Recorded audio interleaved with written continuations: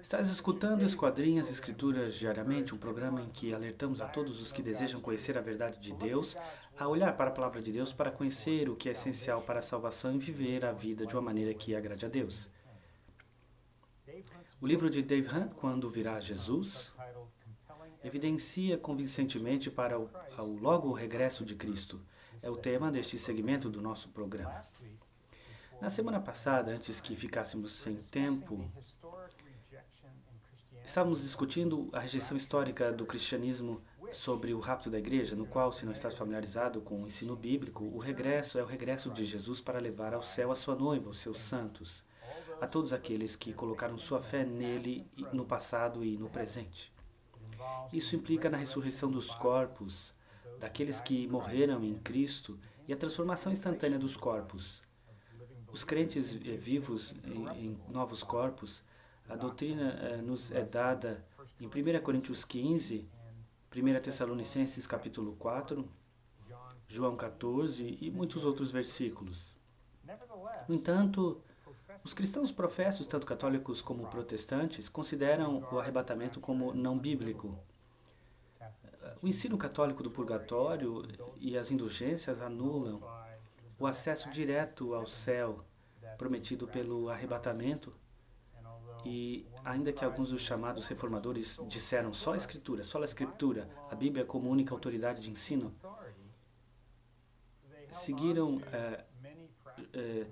mantendo crenças e práticas da Igreja Católica como o batismo infantil e a rejeição do arrebatamento. E Dave, a semana passada começamos a abordar a rejeição contemporânea do rapto entre os evangélicos, começando pelo ensino errôneo de 1948 dos chamados Filhos Manifestos de Deus. Isso foi no Canadá, acredito, onde começou. Sim, Tom.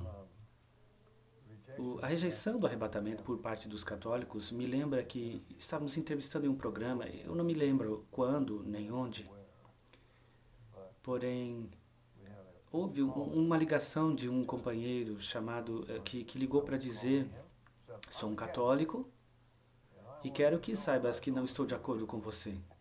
E disse: bom, muito obrigado, porque há muitas pessoas que se chamam evangélicos que dizem que os católicos e os evangélicos estão de acordo.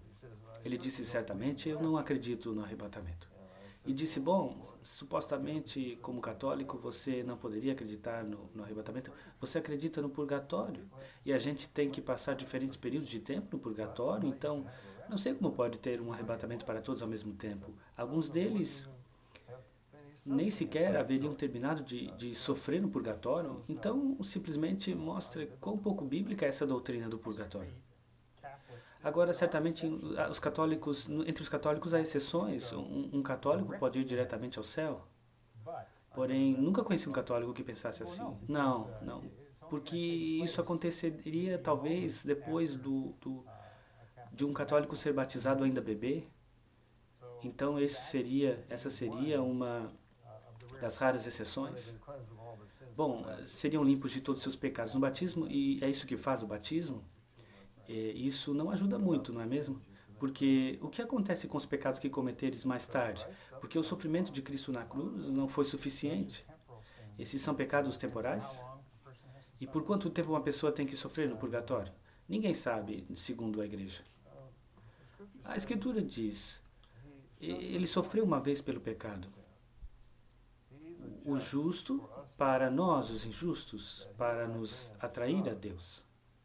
Então parece que chegamos ao céu, vamos a Deus, através dos sofrimentos de Cristo na cruz. Não através de nossos próprios sofrimentos. E Tom, essa é uma doutrina má, porque diz que Cristo não sofreu o suficiente para pagar a pena completa por nossos pecados.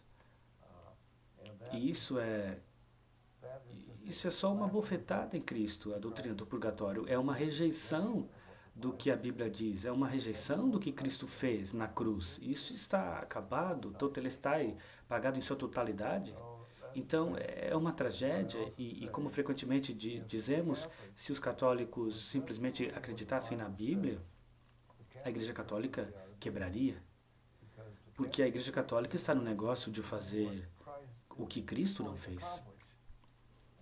E se eles acreditam que Cristo não fez, que Cristo o fez, a Igreja Católica não poderia mais fazer. Sabe, os sacerdotes podem transformar a hóstia no corpo e no sangue de Jesus.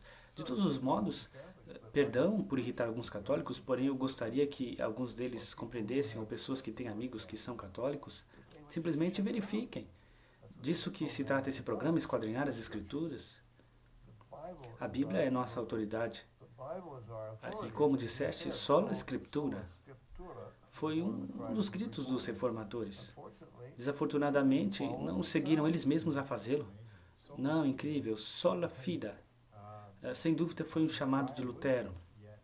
Porém, veja, o pequeno catecismo, os ensinos da Igreja Luterana, encontros, muito mais, que sola fide, só pela fé, o pequeno catecismo de Lutero é utilizado por todas as igrejas luteranas, de qualquer congregação ou qualquer grupo em que se tenham dividido, há muitos deles, porém todos utilizam.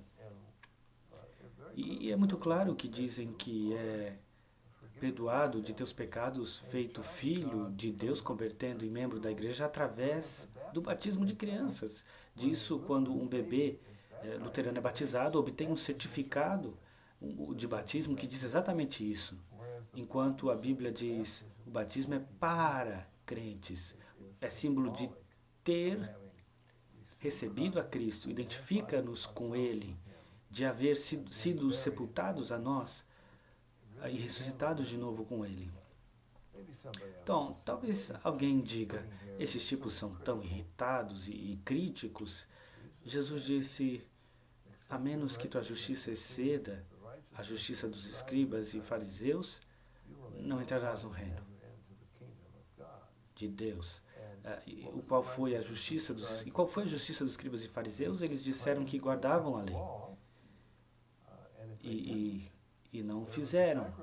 E se não fizeram, fazer um sacrifício oferecido a eles, supostamente em um templo que ainda existia nesse momento, eles jejuavam 2 vezes por semana, rezavam 7 vezes ao dia e tentavam viver acima da sociedade.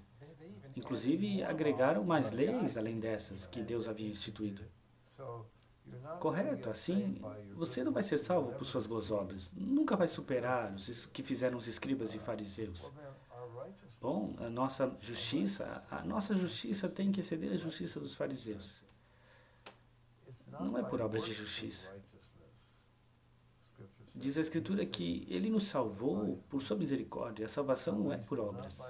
Porque temos pecado e logo quando cometes um pecado, não podes compensar o pecado com o passado, o pecado do passado mantendo a perfeição no futuro.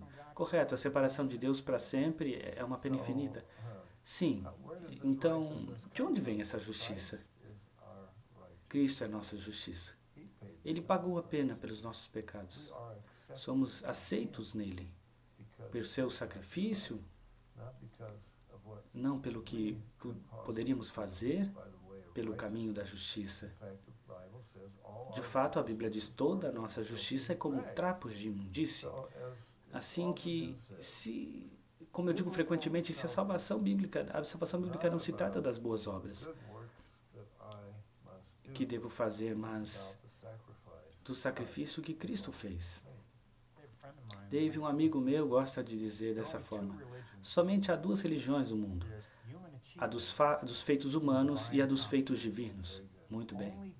Somente o cristianismo bíblico se ajusta aos feitos divinos. Tudo demais é um engano humano. Ir à igreja, os sacramentos, as boas obras, qualquer que seja, essas são todas as que tratam de obter a salvação e nunca o alcançam.